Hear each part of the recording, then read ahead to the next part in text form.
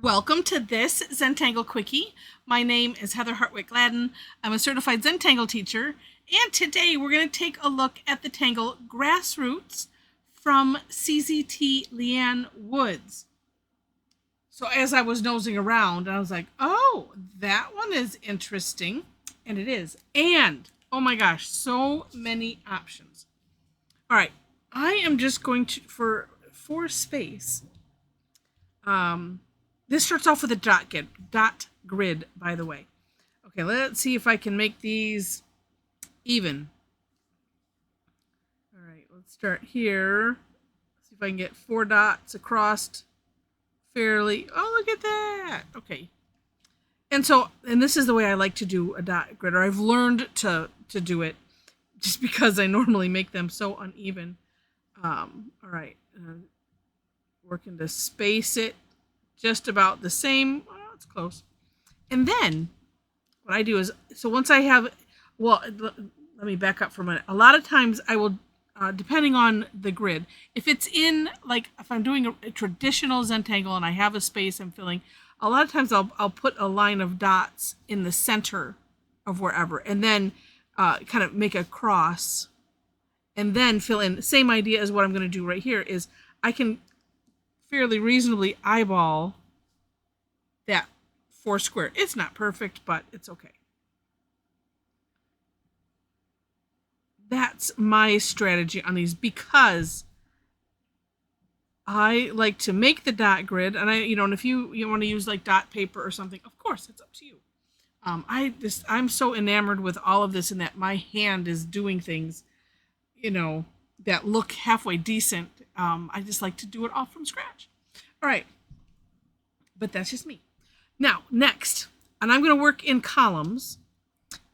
All the rest is C shapes. So what I'm going to do is I'm going to start by going in, and then we're alternating. Like so. Then we're not going to put anything in between here. So we're going to the next dot that has nothing attached to it. Well, that might be the best way to say it. And then we're going to do exactly what we did here, where a lot of times, let me get it done before I say it. Okay. A lot of times we'll alternate, right? It'll be, oh, do it this way, and then alternate it the next row. That's not what we're doing here. Although, you know what? You could play with that. You certainly could. So then we're going to turn, 90 degrees. Same thing.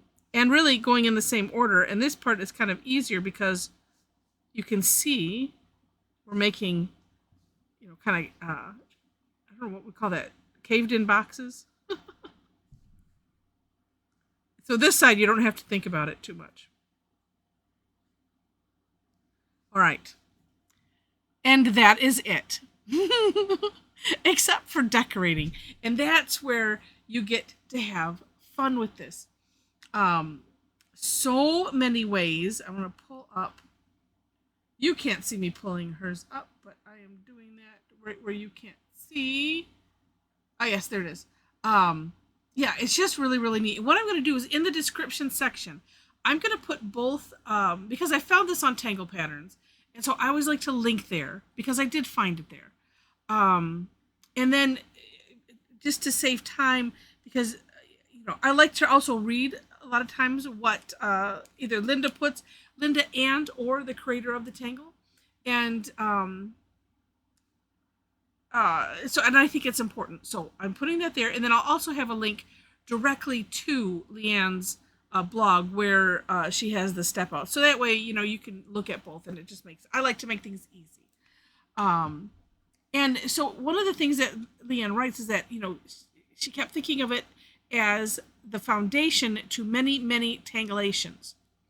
And so as she was looking for a word that meant foundation, she came up with Grassroots, and that's perfect.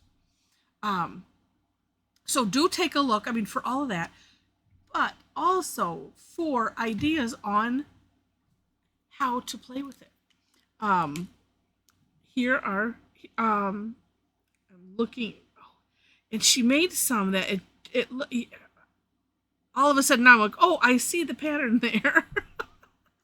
um, you know what? I'm going to do that one. Okay, because I like it. All right. So again, you have all of this space that you get to have fun with. I did one way in the my version of the step out where I basically did a crisscross and or the inside. Oh, and then put seed shapes in here. But I like this one, so we're gonna play with crescent moon. Oops, let me get back so I can make sure that you can see me. Play with crescent moon here, and we're gonna have the crescent moons all facing inward, like that. We'll fill it in. Oh, sure we will.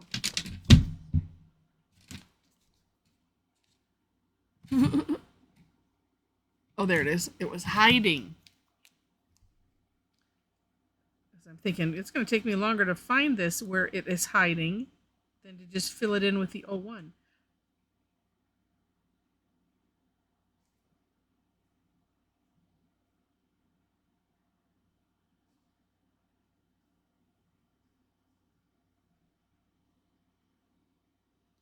Just have to be careful with the 01 to keep within the lines. Well, although sometimes, if you need to, you can redefine, like the tip or something like that, just, because you're not going to get the sharpness out of the graphic 1 as you would with the 01. All right, and then we're going to order this.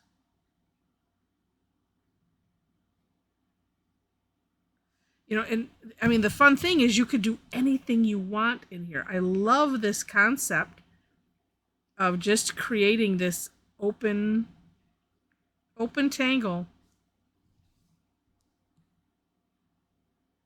a play space, and see what you can do. Although and I do find, well, I didn't necessarily come up with my own idea here, but I wanted to do what she did. And that's also why I like to share the work of the creator of the Tangle, so that way you can see this stuff.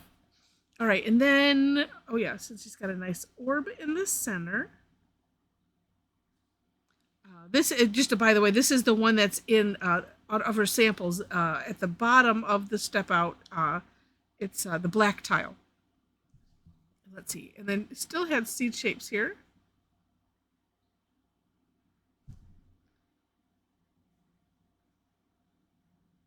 Now imagine this on a larger grid shape, or honestly, I mean, this could be a string. Just that. I mean, I'm picturing it like on a bigger tile even.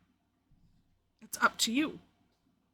And let's see. I'm going to veer from what she has. I can't tell what she has in there. And we'll just put some enthatching.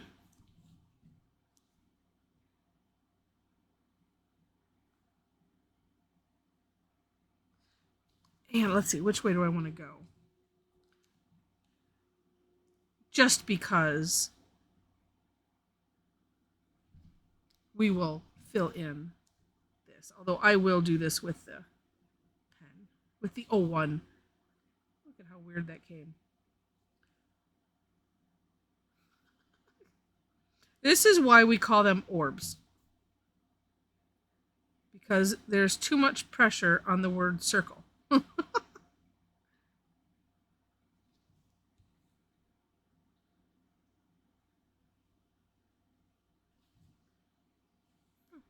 Almost. Then I just like to chip away at that little crescent that I made just to get the right look. All right, there we go. All right, well, I'll add some shading to the rest of it. All right, super neat, yes? I love the options.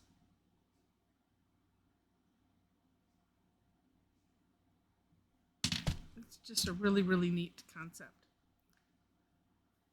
All right. you. I have the paper clip stuck in there as to hopefully give this some strength, that tip, and you can see how floppy it is. Now this one might just be destined for something else. I can't work with that. Well, then I could take it out, mash it back in a little bit. It was totally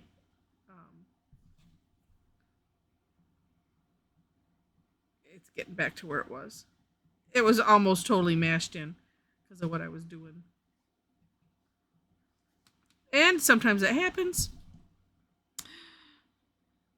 There we go. But I think I'm going to leave the rest of it as it is. It's just neat. It's interesting. I'm thinking I could do the outsides, but I think I might just leave that. Just for fun. All right. Well, I hope you've enjoyed this one. And you're going to have fun playing with it. And if you did, please click on the like button. If you liked it enough to see more, would love to have you be a subscriber to the channel.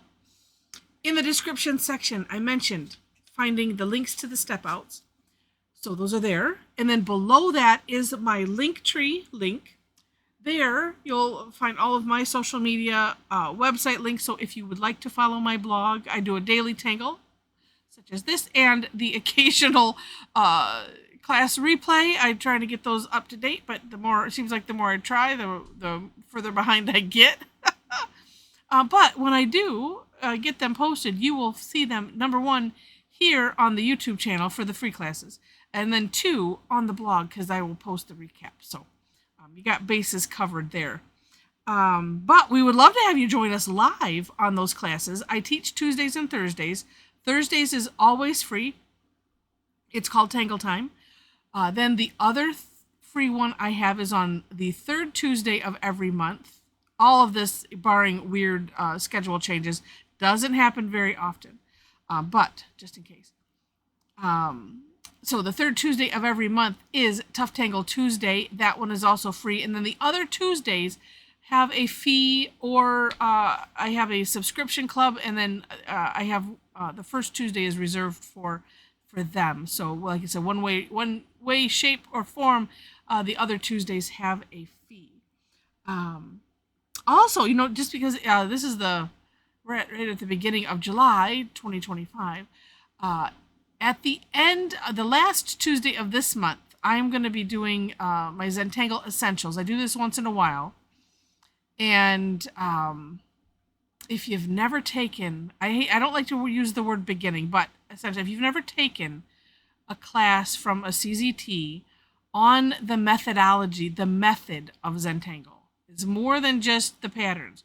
There's a whole lot more to it, and it's absolutely amazing. So come and join us. We go over the method. We talk about the essential techniques, essential lingo, stuff like that. Just gives you, it's a good refresher. So if it's been a while, that's why I don't like to say beginner, because we can get a lot out of a refresher, but it'll give you a nice foundation or a regrounding in the method of Zentangle. So you can look for that information. It is on the website under classes. All right, last thing I want to highlight is we have a Tangle Addicts community on Facebook. If you would like to join us, please do. Click that link for it in the link tree, and then answer the 4 questions, and then that is it. As soon as I see it, then I will let you in. All right, so with that, thank you again so much for watching, and I wish you happy tangling.